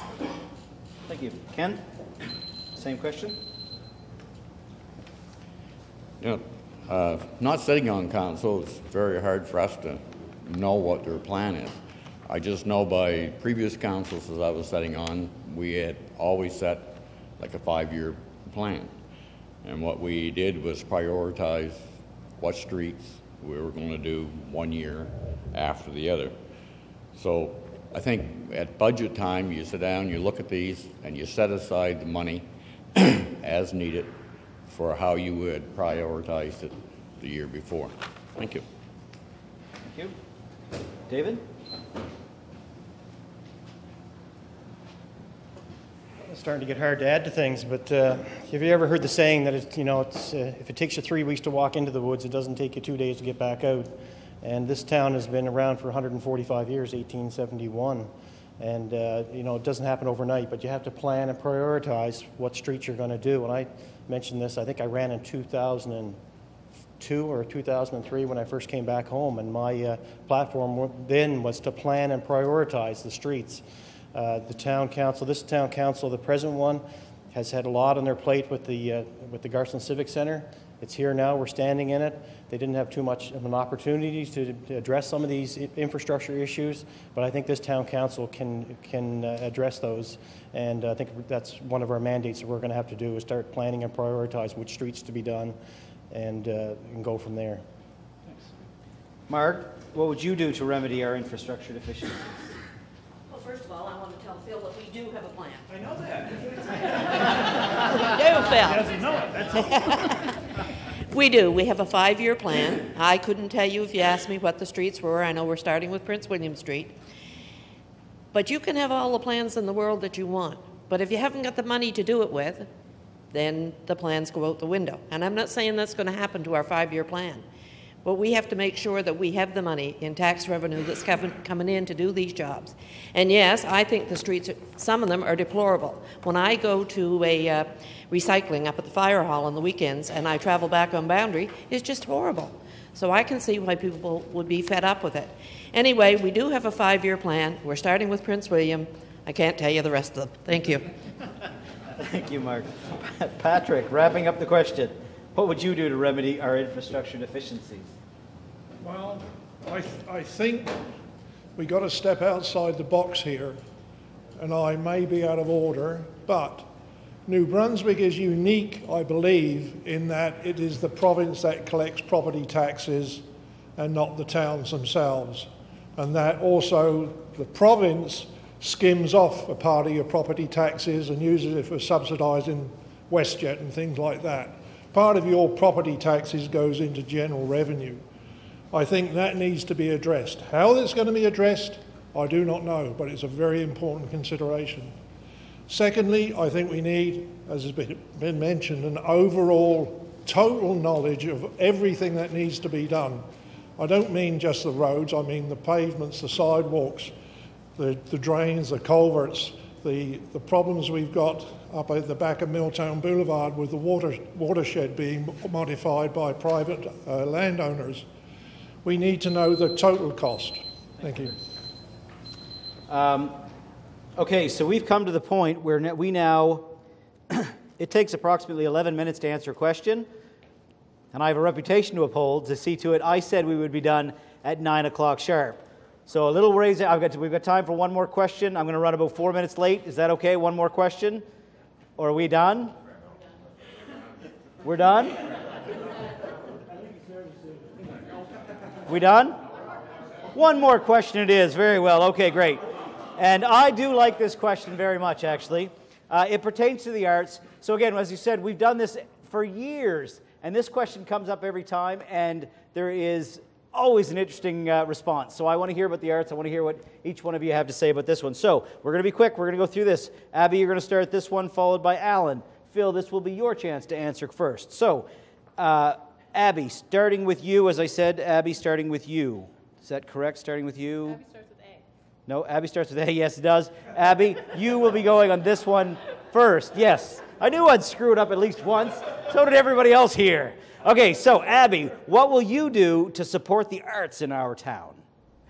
Well, I am an artist in our town. I am a painter, a wool spinner, a sewer, a songwriter, and our community has a fantastic background of people working in the arts community. And I said when the River Art Group came to present to council, I said, St. Stephen has a lot of fantastic artists. They all just need to come out of the closet. We're all hiding. And I think that as a mayor, one of the things that I can do is to advocate for the arts and culture. As Winston Churchill said, you know, if we cut arts and funding, you know, what are we fighting for during World War II? It's the things that make our community worth living in, arts and culture. And so as mayor, I would help to promote the use of our facilities to promote the arts, things like the musical events that have been going on here, but also the simple things that go on, like the use of the free children's art programs that go on at the Milltown School. Just, we might not have all the dollars to give to fund all of the programs, but we can support them and find other ways, non-dollar ways, to help grow the arts. Thank you, Abby. Alan, what will you do to support the arts in our town? Well, on the other side of things, I am not an arts person, so I'm not into that thing. I'm I'm a builder, and anyways, you have to support it. But I read it in the Telegraph a month ago. There's groups out there looking for them. Where are you? I mean, they're not out there, and they're trying. And so you need the support in the arts group to help build it up. So I mean, if there's enough interest in there, definitely the town's going to be interested in helping it. But they also have to help themselves and come out of, like you're saying, come out of the woodwork or out of the closet, wherever, and share it. So we need a place to share it. Which I think if you had a place to share it, it would be seen and of course build back up again. So I think that needs to be done, but we got to find a place to house it. I would imagine. I mean, I think we talked about the Chocolate Museum, and of course, I mean, the town hall was an option, or it was just. Thank you, Alan. I have way more to say. Yes, I know. Sorry about that. Phil, what will you do to support the arts? I can't draw a stick man, but I support people that do. In 1997, Ray Williams and I went to a conference in Sussex, New Brunswick, and saw a drama production done by students at Sussex High School. It was one of the best things I've ever seen in my life. And we realized driving home that it was an area in our school that we really had to improve. And so we did some things like recruit Ralph Williams and recruit Marla Anderson and recruit Neil Grant and hired some people who could really strengthen that area. And if you've gone to the plays that have been produced at the high school in the last 15 years, they're excellent. Those students need a place to develop their skills. So I would support anything that we can do in the arts in St. Stephen because it's never been, I don't think, a real high priority. This has been a sports town. And I really do believe that those kids with those skills need the opportunity to be able to develop them. Thank you, Phil. Jason, what will you do to support the arts in our town? Well, first of all, whoever asked that question is really going to get me in trouble with my wife because now I just simply don't know everything. I don't know much about the arts other than I can tell you I did play Jesus in a play without the beard one year. However, I do see that in this town, there's not a lot of arts to support. However, I believe that it needs to be. We need to attract those people. We need to make the facilities available to those people. So I'm not exactly sure how to do it, but I certainly do support it. Thank you, Jason. Ralph, I'm sure you have something clever to say about this. So I want to know what you will do to support the arts in our town. Okay, just look around you. You got a building. Why isn't it being used to exactly display art? Take this room. I'm into theater, okay? So you got a door here to come in. Put a curtain right about 10 feet maybe in front. You can bring in a portable stage. You got enough room here to put 100, 150 people. Why aren't we putting plays on here? I'm a part of a community theater group that is desperate to find a place. The high school accommodates us as best it can, but let's face it, they got their own program. They're putting sets up, and they're running plays, and we're paying the posterior as far as they're concerned, mildly speaking. But it's true, and I know because I used to be a director at the high school. I didn't even like TMB coming, to be honest with you. Okay, so now we have a walking track out here. Why don't we have paintings and pictures or whatever, drawings, whatever, along the walking track so people as they walk can admire some things. Art doesn't have to be in little buildings closets. It can be in public centers. Thank you, Rob. Ghislaine, what will you do to support the arts in our town? Well, I think personally that there is a lot of artists in St. Stephen. A couple of years ago, I was supervising an art teacher. Imagine, I didn't really know much about it, but I went into the middle school, and the work that some of these children were doing, it was just absolutely incredible. And the teacher had them keep portfolio, and some of the kids and they're not being displayed, anywhere. Like in the school, they may be, but we need to find a place to display this art and promote them. And even in the schools, I think, whenever they have cutbacks in the school, art's the first thing to go. Like, they cut these out. I know that math and reading are important, but we need to promote some of these children. This is what they can do. They might not be able to do math very well, but thank you. Ken, what will you do to support the arts in our town? Well, I just have a short answer for it. I think arts program is very important for our culture and for our community, and any programs brought forward to me as councillor, I'd most definitely support. Also, along with any other organization that wants to bring programs to us, I'd have a look at that as well. Thanks, Ken. David, same question? Well, I'm a jock. I played basketball growing up, and this was a very big sports town, and we had great basketball teams here. But as I moved away and went to Newfoundland, very musical there, I was a member of the Arts and Culture Centre there. I lived in Halifax. I was a member of the Neptune Theatre. When it was TNB used to come down here, I used to go to all the TNB exhibits. Has anybody ever gone to the coffee house up to the... That's on fantastic people singing there. Great opportunity for a lot of artists. Callus Celtic Concert Series, I go to those religiously. Some people come right straight from Scotland and all over the world. The artisan exhibit that they had, or the fair that they had over in Callus on the waterfront one year, fantastic place. Taxpayers supported the art that we have out front there, the sculpture. Anything that any of those things are going on in town, I'd support. Thanks, David. Marg, what will you do to support the arts in our town? I'm glad you asked that question. Why? Because I am a member of the newly formed Milltown Development Group, and we're planning lots and lots of great things for Milltown. And one of the things that was brought up to me today was the fact that looking for space to put some sort of artist studio in or whatever. And we're hoping that, I know Milltown and St. Stephen are the same place now, they are St. Stephen, but we're hoping at the other end of St. Stephen we could have something like that. We don't know exactly where, but we are looking into it. Thank you. Thanks, Mark. So Patrick, what will you do to support the arts in our town? Well, the arts and artisans have got the same roots, so builders are really artists. And I mentioned in my presentation earlier, I would have art competitions, pavement art contests, things like this. Put a bit of money behind it, you'll get a lot of very interesting people in town, and you'll get a lot more people visiting the town to see the artwork. I think it's very, very important, the arts. My brother's a very well-known artist in England. I do dabbling with photographs and that, none of which turn out properly. But I think it's well worth pursuing, and it's worth putting a little bit of effort behind it. Important part of our community. Thanks, Patrick. Bob, same question? I'd heartily support anything that we have as initiatives in this town for art and culture. I'll refer back to the first question of the evening, which was?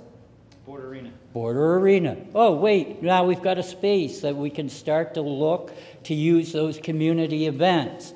Great use of an area. Got to disagree with you about some of the things that are happening here. 2 weeks ago, we had one of the world premieres of the Millennial Project.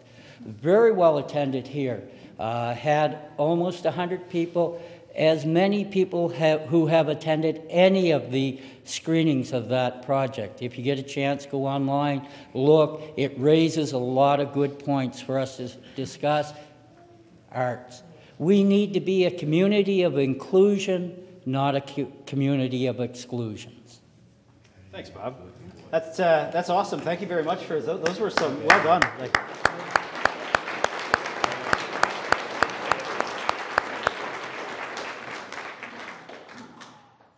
Let's be.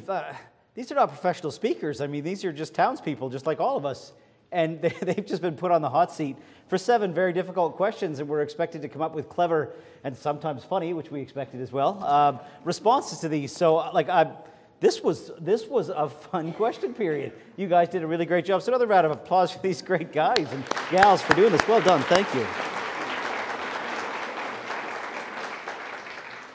And that is the thing. I mean, how kind it is for somebody to be willing, and somebody had mentioned it in their opening remarks, to the willingness to actually stand up and say, yes, I will take those phone calls in the middle of the night about the dead cat in front, and I will sit in those endless meetings, and I will step up when others maybe won't. So how lucky we are as a town that we've got this many people willing to step forward, and some of the responses and the passion that they feel to this town. What a shame there weren't seats for everybody sitting here tonight, but that will have to come out come election day. So let's wrap up the evening. We've not done too bad for time. I'm glad we squeezed the other one in, because I'd like each candidate to have a chance to answer first. So by us stretching out the extra question, absolutely everybody gets to go first. So that means that you'll be closing first. I've got through my line. I've done a perfect number again. So I'm proud of myself on this one. So thank you very much for a great question period. We went through many different ones, such as the arts, infrastructure deficiencies, role of council, Old Town Hall building, which everybody knew was going to come up. We had life experiences, investing in growth, and of course the border arena. So well done. Let's close up. This is a great opportunity. If you got cut off by me, I never used my hammer once. That's crazy.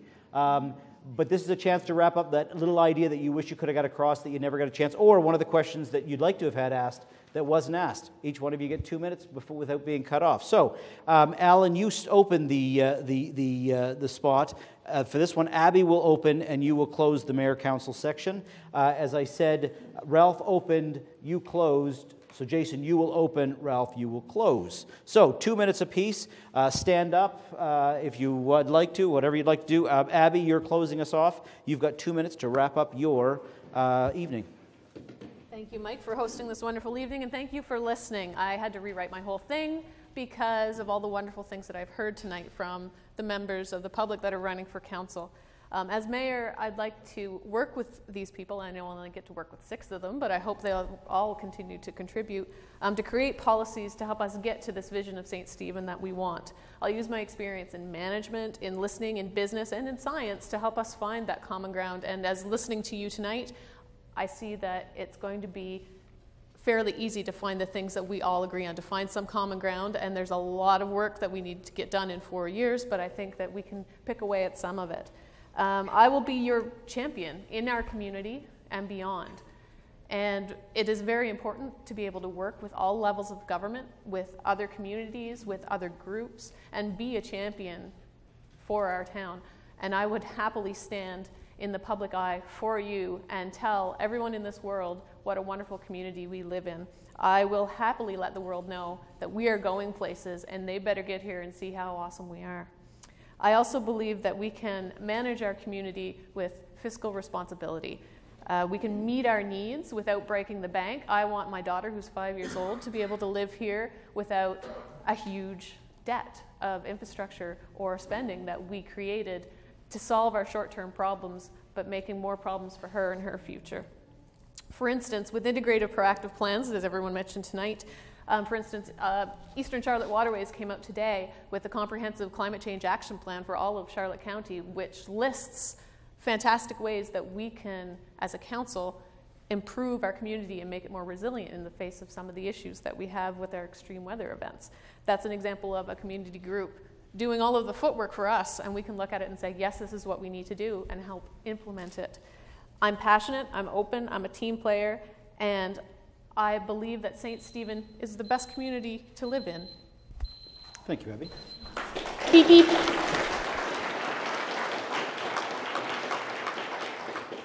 Alan, your closing remarks, please. I'm going to read. St. Stephen residents have been very clear in what they expect from the mayor.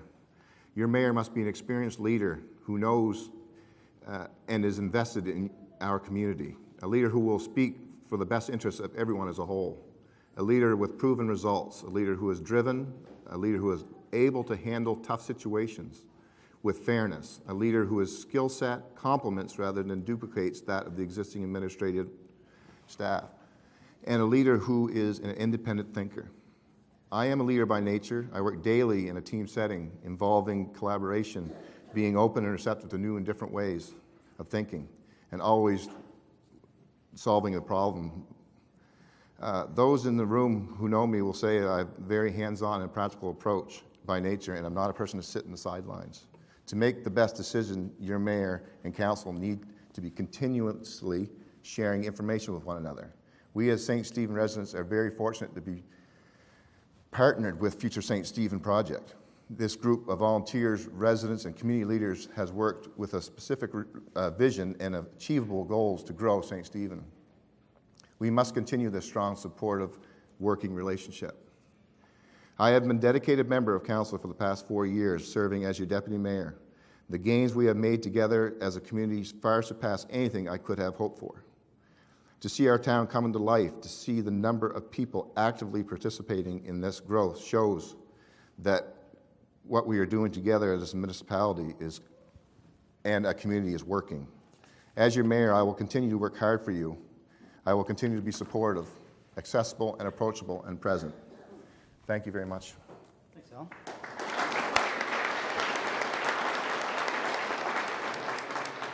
So those are our two mayor candidates. Now we're going to wrap up the closing comments from our council candidates. So as I said, Jason, you'll be going first, followed by Phil, Bob, and then going down Patrick and up straight line until we get to Ralph. So Jason, you've got 2 minutes to close. I too am going to read once again. So you have all met some very nice and capable people here this evening who I think can do a great job sitting on St. Stephen's Town Council. However, I can't stress enough how important it is for you to exercise your right to vote. In this last municipal election, only a very small percentage of eligible voters made it out to the polls. So that you can be in the know, vote. Get your friends, neighbors to come with you, and please do your part to make the system work the way it was intended. You will be asked to vote for 1 candidate for mayor and 6 candidates for council on May 9th. I will ask you to place an X beside my name, and I will work hard to inform you and keep this town running in the right direction. Thank you. Thanks, Jason. Phil? Just like to point out, it's up to 6. Doesn't have to be 6. At one point in time, this structure was a vision. I don't know if you remember 4 years ago or not, but I do. This town was pretty negative. Okay, and thanks to some outstanding work by council, by David's group, the attitude in this town has turned around 180 degrees. It's a positive place to be now. When I'm speaking to people in town, most of the comments are positive. When I'm sitting here at an Aces game, I just am in awe that this is in St. Stephen. That was a vision. So we can make visions happen with prudent decisions. So I had 2 stars here to comment before I left. One is that council has to continue to make prudent fiscal decisions. If they do, we're going to be fine. Everybody will be fine. Everybody in town will be fine. The last thing I want to say, I have a concern in a lot of activities in town that we're not getting younger people involved. So I'd like to announce that I have a commitment from a young man who lives in my neighborhood. He couldn't run for council this time, but expressed an interest. He's going to shadow me. I'm going to try to mentor him so that in 4 years' time he'll be able to run for council and be a lot younger than I am. If there's any doubt in your mind as to who to vote for the people that you think are most capable in continuing the growth of the positive attitude in St. Stephen. Thank you.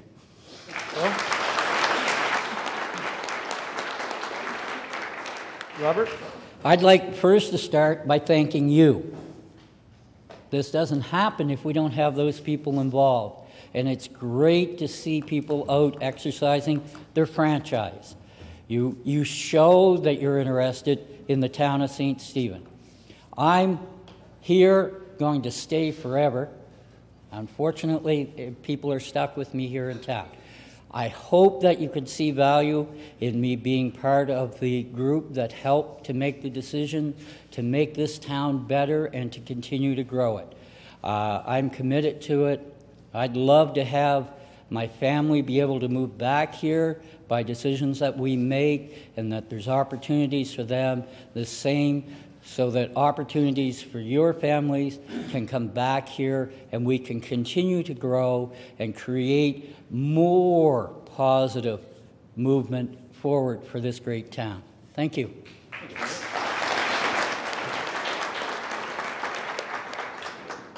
Patrick, your closing comments?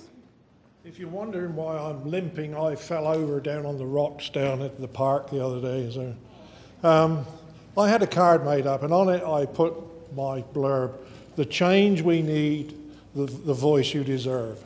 I do think we need change. I do think I can help that change come about. But maybe you should know just a little bit more about me. I arrived in St. Stephen after I was working in Saskatchewan and had an argument with my employers, drove home to Digby, Nova Scotia, where my wife was running a bed and breakfast, and she said, "Well, you're near retirement, you better find somewhere to live, because I don't want to run a bed and breakfast anymore." So I got on the ferry, I ended up here, we bought a house, an older house, which I've spent 10 years renovating, and we enjoy it here. I've got 2 sons, one who's a detective in York Region in Toronto, and the other works for Air Canada. He lives in Guelph. I love the community. I love the area. I do everything I can. I believe I'm honest. I believe I've got integrity. I believe I'm transparent. I would just like to say and reiterate what others have said. Please vote. Please vote who you think is the most suitable candidate. And I thank you for listening to me.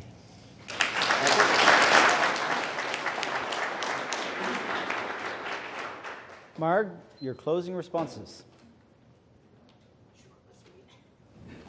Thank you, Mike. Certainly. I want to go back to the Milltown Development Project for a minute.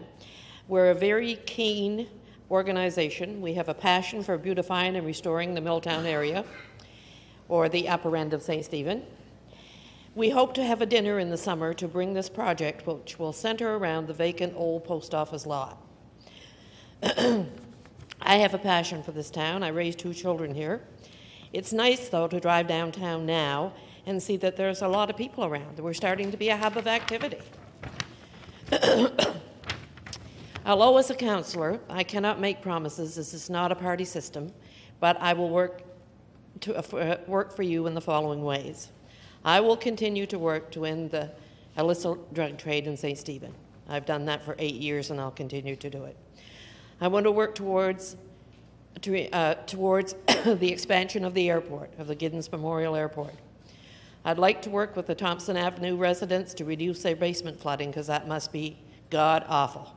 And 3, I'd like to remove the fees from the Milltown pool. I didn't approve of it. When it happened, I didn't vote for it. I would never vote for that. I'd like to see them removed. I would hope the people that I work with would see the same way. I will work hard for you. I have no problem speaking up, as the people who know me can attest to. I thank you for your support in the past, and I ask for your support on May 9th. Thank you.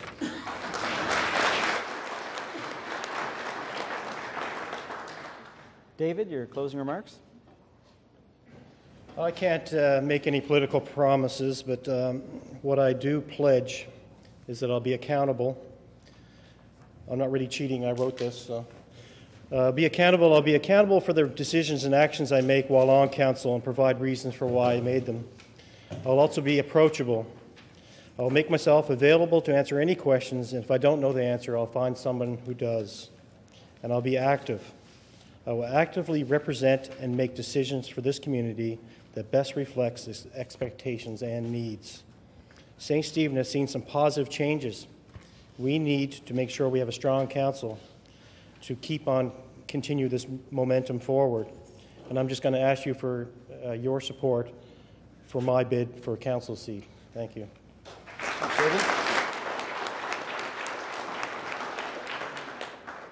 Ken, your chance to wrap up. Well, in my wrap-ups, I'm usually very short. First of all, I'd like to wish all the candidates, mayor and council, the best of luck in the upcoming election.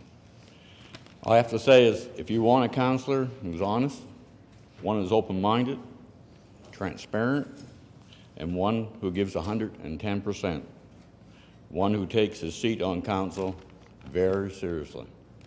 So once again, I ask for your support on May the 9th. Thank you.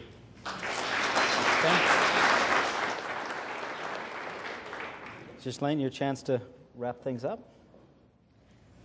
Yes, I'd like to thank the previous council, or the council that is now, for all the positive changes that have happened in St. Stephen. Like I said, I've been here for a long time.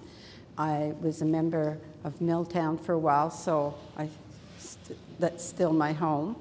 And, but I can make some promises, and my promises are as such. I will be a team player. I will listen to the people of St. Stephen, all of them, whether I agree or not. I will show the people of St. Stephen that I hear them by responding to their concern. I will stay current with local issue as well as regional issue that may affect the people of St. Stephen. I will be willing to change my mind based on ongoing listening and learning practices.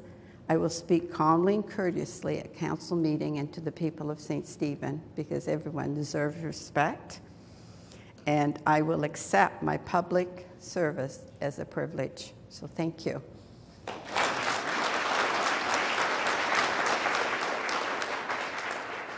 Ralph, take us home. Woo. I'm going to finish my speech, or at least some more of it. I actually sat down and wrote this thing, so The last council which I served became overly secretive and often saw the concerned citizens an obstacle.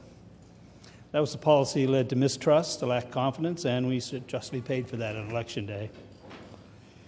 Transparency means that the council has a responsibility to answer to the citizens of St. Stephen, not only just once every 4 years, but much more often. If elected, I would urge my fellow councillors to hold quarterly public forum where the public can challenge the council to explain its actions and, if need be, justify them. I think that it's important also that it's off the cuff here now, that the mayor and a group of community leaders at least 2 or 3 times a year visit Fredericton and have appointments with various cabinet ministers, not just to hit them up for money, although that's a wonderful occasion, nothing wrong with that, but to allow them to know what's going on in St. Stephen, so that when programs come up, that they'll think of St. Stephen, and a phone call to our town manager or our mayor might end up in assistance or money available at any given time. So I think that's something that is done much better by other communities, particularly in the north. But we can do better at that, and we haven't done it for quite a while. On May 9th, you'll elect a new council. At least half of that council will be new to public service, and that's a good thing. Our community is lucky that the individuals offering will bring a wealth of talent that bodes well for the next 4 years. I ask for your support on May 9th because I feel experience is valuable, and I certainly have lots of it. I've learned to work effectively within a team and to play well with others. I've served my time out. I've learned a valuable lesson, and I'm ready to get back into the game. Thank you. Thank you.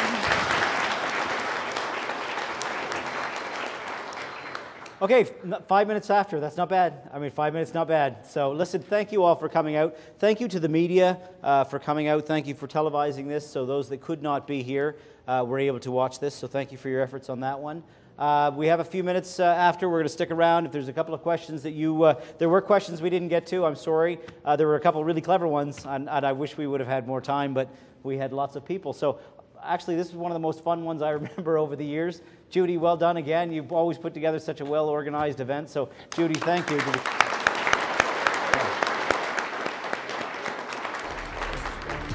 And on that note, we close. Thank you. Thank you very much. Thank you, guys. Thank you.